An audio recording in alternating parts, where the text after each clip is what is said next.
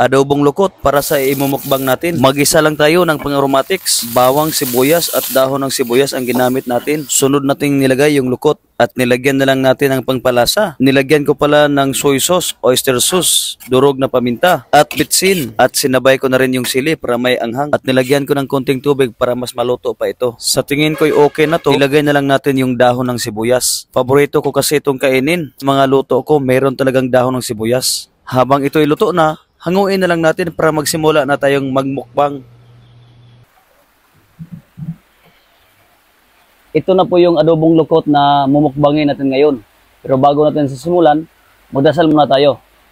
Jesus, O Lord, and the Savior, we're about to receive from the bounty for Christ, our Lord. Dili nito maglangan. That's it.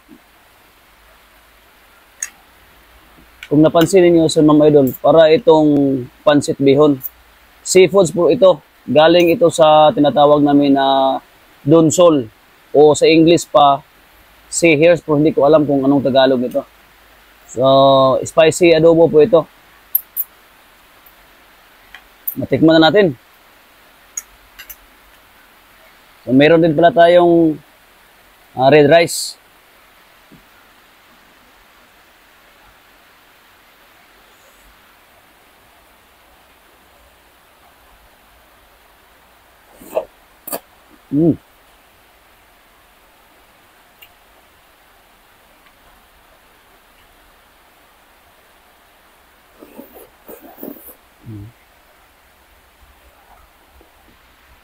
Sarap.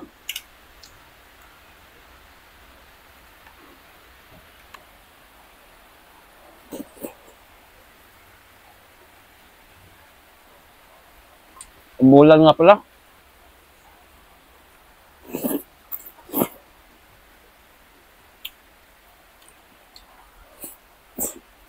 Sarap ito kilawin.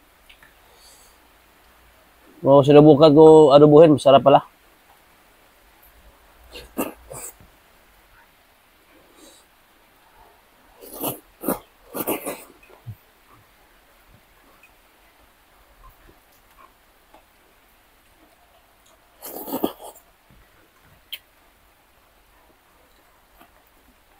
Para talaga siyang ano, pansit bihon.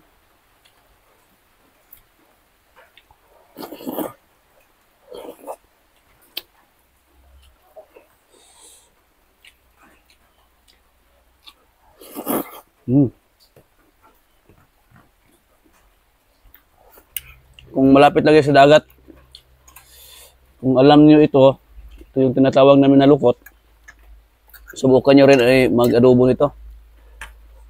Maanghang. Spicy talaga. Namula-mula yung sili, oh.